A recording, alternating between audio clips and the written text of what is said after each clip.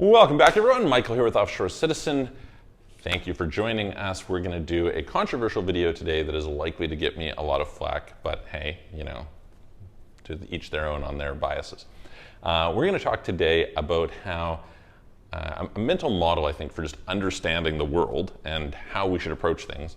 And we're going to use for context what is, I think, a gross misinterpretation of the Great Reset as it has been put.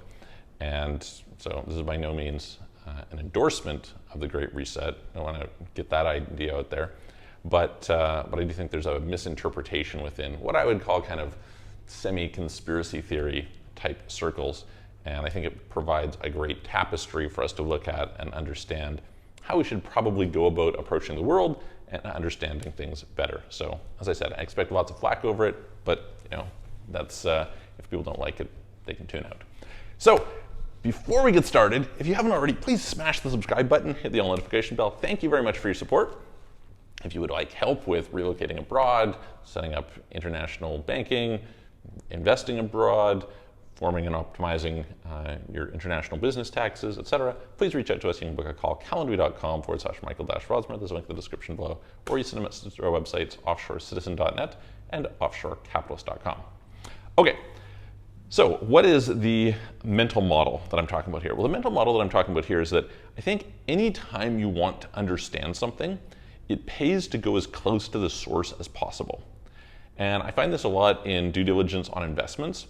You'll get something like believing what somebody tells you about it. Generally not a great idea. Generally, whenever possible, it is a good practice to go as close to the thing as possible. If you're thinking about it from a management standpoint, there's just so many cases where something is breaking down within a business process or a manufacturing process or production process or whatever. And the people who are making judgments and decisions, etc., are fairly far removed from what's going on, and as a result have skewed interpretations and make wrong decisions. There's a principle within the Toyota production system, which is if something goes wrong, something's breaking, we need to go as close to it. We need to actually go onto the floor of the manufacturing facility, and we need to look at the problem and see and do root cause analysis, etc. This is a big problem. There's lots of people who just don't seem to do this. Another kind of like a pet peeve of mine was with the banking system. I would hear lots of people say all kinds of things about the banking system, but they've never read the Banking Act. And the truth is, you can go and you can read the Banking Act. You can read Basel III regulations. It's right there. You don't have to go and trust somebody. It's something I try and train my staff on when it comes to things to do with law, right? We're dealing with taxes, etc. You can, have somebody's opinion or somebody's statement about it, or you can go read the actual law. You can read the actual case law. And that gives you an interpretation of what's going on that is unfiltered by the biases of people. Now, sometimes it's useful to get somebody who's more expert in it, who can kind of distill it down for you, but your quality of information is best when you are close to the issue. I've seen this with religions, right? For example, you'll have Christians telling you all about what Hindus believe, or you'll have, Muslims telling you about what Christians believe, and so on. It's like, if you want to understand what really is being said, you should go to the source, and you should hear it from them. So with that in mind, there's this thing, the Great Reset, created lots of controversy. My understanding is they've kind of rebranded it, I think, to the Great Narrative or something now. And this comes out of the World Economic Forum. Klaus Schwab, head of the World Economic Forum. Lots of people hate him. I personally don't know him, so I don't have any opinions there. But they would view him as a very negative person. And I mean, to be fair, the World Economic Forum is clearly engaged in kind of trying to indoctrinate a group of people and pushing out a certain political agenda. So, if you're against that agenda, then it makes sense not to like it. And, if the people who supposedly are adherents to it are any indication, I'm not a big fan. But, to be fair, I've never had a conversation with Klaus Schwab. Might be interesting to do. I would certainly not shy away from that if it was an opportunity to hear what he actually says. But the Great Reset, there's actually a book that was written, and how many people have read the book? Almost nobody who's made comments has read the book. Instead, what you've got is a few little sound bites that then seem to have gotten swirled up by a community that has built kind of some fear-mongering around it. And I very much dislike fear-mongering. I dislike things that put somebody into a kind of a heightened emotional state like that. I think it kind of clouds judgment. And also I think that using these things to sell is just not really great, right? It happens a lot because it works, right? You get all these people who are selling doom and gloom, etc. And as much as possible, I try to be more reasonable on that. And obviously, bad things happen, so you want to have some alertness.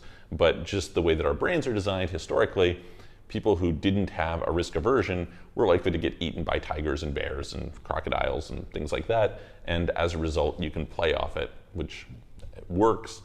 Whether it's good for people is a whole other conversation.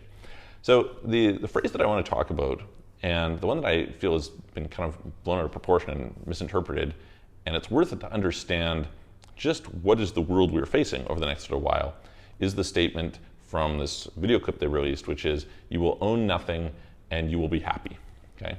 And a lot of people say, I will not be happy, and get very upset about this idea of owning nothing. And then you get stories about, reset means we're gonna reset debt, and hey, they're building up debt to get us, or they're gonna reset the currency, and your currency is gonna go to zero, and you're gonna have confiscation of your wealth, and this elite group is gonna own everything, etc. And I think this is a gross misinterpretation. So first of all, the likelihood that anybody's going to reset debt is really low. Why is that? Well, frankly, because the people who are in power are the ones who hold the debt, right? So pretty logical there. Likewise, the likelihood that the currency is going to be reset is pretty unlikely. There is a pretty big payoff not to have that happen. Now, of course, there's some circumstances where currency is just by nature default, right? And there are cases where, by nature, people default on debt. So these things will continue to happen. And yes, over a long enough time frame, all currencies will collapse. Interestingly, for people who are gold bugs, you know what? The gold standard didn't last either. Look at that, very interesting. We've had gold-based currencies for hundreds of years, and they have all ultimately been moved away from there, which is kind of interesting. So it is the nature of empires, etc. Time kind of levels everything, right? So this is, of course, going to happen. But the agenda of this happening is probably pretty unlikely. It would be much more likely to suggest that they would want to amp up the debt because of the fact that the people who are able to use debt really well are wealthy people versus poor people. So, you can look at that however you'd like. The phrase, though, that I think is worth honing in on is this: you will own nothing, okay? So what does this mean? I think a lot of people think about this in a way that is somehow conspiratorial and predatory and confiscation based. Obviously, Canadian government has, done some things to trigger fear in people, et cetera. And that's, I think there's some legitimacy to being concerned about central powers today. But I don't think that's actually what it was saying. I actually think it's an observation about the transition our society is going into from owning goods to renting services. And let's just look at a few quick examples of how you're probably buying into it and you probably like it. iTunes, CDs, tapes, etc. I grew up, we had CDs, we had cassette tapes, we had records even, and you would buy these. Guess what most people do today? Spotify or something similar, right? So you've gone from owning something to having an unlimited plethora of music available to you on a streaming service. Same thing with video, right? I used to buy VHS and then DVDs and then Blu-rays, and I kind of liked having that collection. Well, what do you have it replaced by now? Now you have Netflix, and you've got Amazon Prime and Disney Plus and these sorts of things. Services, that this is the way that it goes. What is the likelihood with vehicles? People historically would, own a vehicle, etc. Are most people going to own vehicles in the future? Probably not. Why not? Well, when you have a self-driving car and your vehicle basically sits idle most of the time, it's just going to make more sense to take Ubers. I mean, there's all sorts of people who are fairly wealthy people who don't own vehicles, and they're busy taking Ubers and taxis around. Imagine how much more that makes sense when you have a self-driving car, given that the main cost of transport is the hourly wage that you're paying for drivers in a lot of these situations. You eliminate that cost, and you have the capital cost over the lifetime of the vehicle, which, if you can kind of extend the durable life, can be fairly dramatic. You can have it working 24/7. The optimization from a utility standpoint is very high. It just makes sense that people are not likely going to own cars. That's not a conspiracy. That's not something else. It's just, this is the likelihood of how these things are going to go. We can see in houses, right? I actually kind of think the demise of the modern kitchen is an issue, but what do we see more and more of? We see people having smaller and smaller kitchens. We see people cooking less at home, people ordering more food, having delivery, et cetera, et cetera. This is the trend. It's the way that it goes. Do you like it? I mean, I don't particularly like it. I think that it's nice to be able to host people at your house and cook and things like that. But this is the direction that we're going. And this is not, by some agenda. This is the practicalities of people's valuing their time and convenience, et cetera. Software, same sort of thing. How many, products did you used to buy the software and you owned it and now you could use it, and whatever happened, you still had that software today? So how many of those have been converted to software as a service? And if they decide that they're going bankrupt, you lose that service. Your data is potentially lost, et cetera. I mean, this is the direction that many, many of these things are going. And yeah, you can make the argument. A friend of mine, I was discussing this with the other day, pointed out that kind of the way that they argued and interpreted and modified the intellectual property laws facilitated a bunch of this software as a service stuff that maybe shouldn't have been allowed. Okay, that's an argument. I definitely don't think that it is always in the best interest of the consumer to have software as a service, but I think it's in the best interest of the business. And so as a result, you get those business models. You can fight back by it by trying to go and create a business that provides things for free. And to be fair, there's more of that with blockchain, et cetera. Now, does this mean that people will literally not own anything? No, I think that it's highly unlikely that people will not own, for example, clothes, because clothes are not really something that having a subscription-based economy works particularly well for. Maybe I'll be wrong. Maybe we'll see somebody reinvent that. They'll say, okay, well, a girl will buy a dress and she only wears the dress once because it's a special occasion. And if you could somehow have a way of recycling that dress back into kind of the pool, that a bunch of other girls would get to have the same dress, and you could have a different piece of clothing for every day of the week, and in fact every day of your life, and never rewear things twice, maybe people would sign up for that. It's an interesting business model idea. Well, I guess we'd see how it would work. This is likely to be the way that a bunch of these things go, just by pure efficiency, right? Pure efficiency. That's the way it will go. Now, does this really mean that people will truly own nothing? No, it doesn't really mean that. And I think that statement was probably to some extent deliberately provocative, or stated in a way that is targeted at a particular subsection of society who is more likely to be in this situation. But I think that it's a good example of where you can take a statement, not think about it too much, wrap all sorts of ideas around it, and present it in a way that it really wasn't intended. And the interesting example of that is how many people have gone and read the book, The Great Reset. If you actually go and read it, what do you find in there? You can kind of basically take his interpretation of how things unfold and how things are likely to unfold, et cetera, and kind of fits into their whole narrative. Now, I don't particularly think that Klaus Schwab is some visionary genius. I think that he's probably off base more than a lot of people would suggest. And so you can get into that whole conversation. But I do think that for somebody who's trying to understand anything, and this is just one contextual example, it's good to go and read the actual content. As I understand it, and I don't really find it worth my time to go and dig deep into what it is that they're saying, but the areas that I've looked at, I think the arguments that they're making are, I think my interpretation would be they basically make kind of these three different arguments, okay? Or arguments that there's these three areas that are an issue, like poverty, inequality, things to do with environment, and I forget what the third one is. And the argument that there's issues here is pretty self-evident, right? It's like, okay, are there problems with poverty? Yes, there are. The real question is not, are there problems with those and should we do something about them? I think there are problems and we should do something about them. The disagreement I would have with them is, what should we do about them?